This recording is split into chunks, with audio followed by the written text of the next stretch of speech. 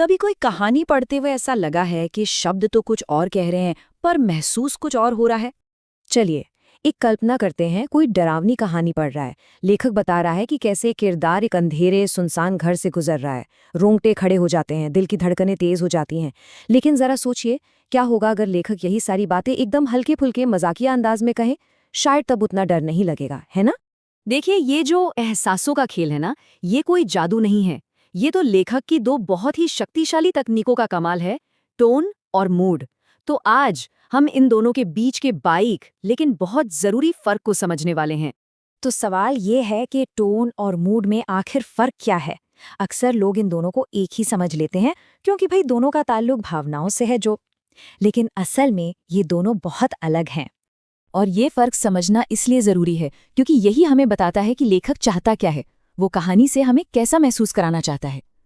एक ही कहानी को अलग अलग टोन और मूड के साथ सुनाया जा सकता है, और यकीन मानिए हर बार उसका असर बिल्कुल अलग होगा। चलिए पहले टोन से शुरू करते हैं।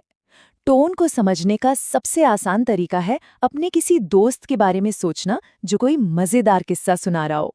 वो अपनी आवाज के उतार चढ़ाव से, अपने हाव भाव से उस कहानी में जान डाल देता है। साहित्य में लेखक के शब्द भी ठीक यही काम करते हैं। बस यही लेखक का टोन है। मतलब लेखक किस लहजे में बात कर रहा है? क्या वो व्यंग कर रहा है, जैसे कोई कहे अरे वाह एक और सोमवार? या वो एकदम गंभीर है, जैसे यह हमारे देश के लिए एक निर्णायक क्षण है? या फिर शायद मजाकिया, जैसे मैंने कल एक केले को फिसलते हुए देखा? बस यही रवैया, यही अंदाज टोन है। अब आते हैं मूड पर। मूड का लेना देना पूरी तरह से पढ़ने वाले के अनुभव से है। जरा सोचिए, कोई डरावनी फिल्म चल रही है, बैकग्राउंड में एक अजीब सा संगीत बज रहा है, चारों तरफ अंधेरा है, दिल की धड़कन अपने आप तेज हो जाती है। बस यही मूड है। क्या कहानी पढ़कर डर लग रहा है, जैसे किसी भुताहा घर में पहुंच गई हूं? या फिर खुशी महसूस हो रही है, जैसे किसी खूबसूरत दिन समंदर के किनारे हूं? या उदासी छा रही है, जैसे कोई दुखद फिल्म चल रही हो? यही जो भावनात्मक माहौल है ना, यही मूड है। तो इसे ऐसे समझ सकते हैं, टोन है लेखक की आवाज और मूड है कहानी के बैकग्राउंड में बजने वाला संगीत। लेखक की आवाज हमें उसका नजरिया बताती है और वो संगीत हमें एक खास माहौल में ले जाता है जिसे हम महसूस करते हैं।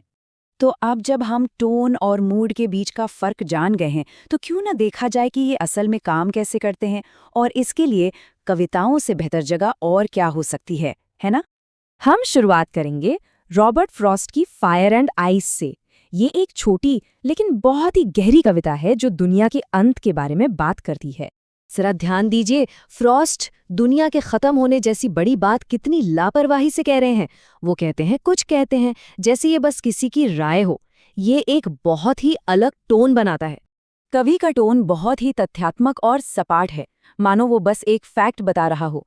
लेकिन यही उदासीन टोन हमारे अंदर एक बहुत ही निराशाजनक और अशुभ मूड पैदा करता है। हम दुनिया के अंत की गंभीरता को महसूस करने लगते हैं। अच्छा, अब उसी कवि की एक और कविता देखते हैं, लेकिन बिल्कुल अलग मूड के साथ। क्या हो अगर कहा जाए कि ये कविता एक कौवे के बारे में है। इस कविता में एक छोटी सी मामूली सी लगने वाली घटना, एक कौवे का बर्फ गिराना, कवि के मूड में एक बहुत बड़ा बदलाव लाती है। ये एक साधारण सा पल है, लेकिन इसका असर देखे कितना गहरा है। यहाँ फ्रॉस्ट का टोन चिंतनशील और उम्मीद से भरा है। वो एक साधारण से पल की खूबसूरती को देख रहे हैं, और यही टोन कहानी के मूड को उदासी से खुशी में बदल देता है। ये एक बेहतरीन उदाहरण है कि कैसे टोन मूड को बदल सकता है। अच्छा, बहुत हो गया गंभीर माहौल, अब कुछ मजेदार हो जाए। चलिए कैरोलिन वेल्स की कविता how to tell wild animals पर एक नजर डालते हैं।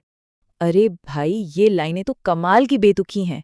जरा सोचिए, एक शेर किसी को खा रहा हो और उसके दिमाग में आखिरी ख्याल ये आए कि अरे ये तो एशियन लायन है। इसे कहते हैं ब्लैक ह्यूमर।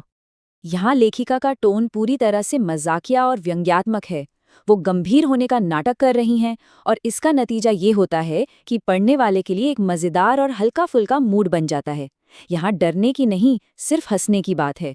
तो हमने टोन और मूड का फर्क देख लिया, पर यह जानना इतना जरूरी क्यों है? भाई, इससे फर्क क्या पड़ता है? तो अगली बार जब भी कुछ पढ़ें तो इन 3 आसान स्टेप्स को याद रखना है। लेखक की आवाज को सुने, क्या वो साहसिक है या रहस्यमयी? फिर माहौल को महसूस करें, क्या पढ़ने में सुकून मिल रहा है या दिल में एक बेचैनी सी है? और फिर देखें कि ये दोनों मिलकर कहानी को कैसे आगे बढ़ाते हैं। इस अंतर को समझना सिर्फ एक किताबी बात नहीं है, ये तो एक सीक्रेट कोड को समझने जैसा है जो कहानी के छिपे हुए मतलब को खोल देता है। ये हमें सतह के नीचे झांकने और लेखक से एक गहरे लेवल पर जुड़ने का मौका देता है।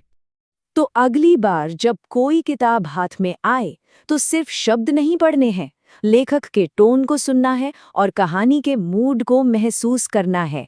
और फिर देखिए कि कौन सी छिपी हुई दुनियाएं सामने आती हैं।